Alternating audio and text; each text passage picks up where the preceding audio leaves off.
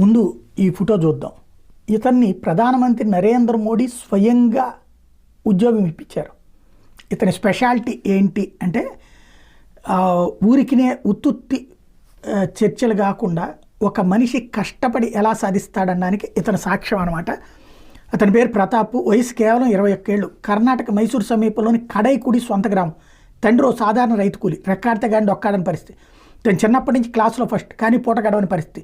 School సెలవు రోజుల్లో చిన్న చిన్న పనులకు వెళ్ళి వచ్చిన 100-150 రూపాయల డబ్బులతో సమీపంలోని ఇంటర్నెట్ సెంటర్కి వెళ్ళి ISRO, NASA, Boeing, Rolls Royce, howitzer etcetera గురించి శోధించేవాడు. అక్కడ సైంటిస్టులకి ఈమెయిల్ పంపేవాడు.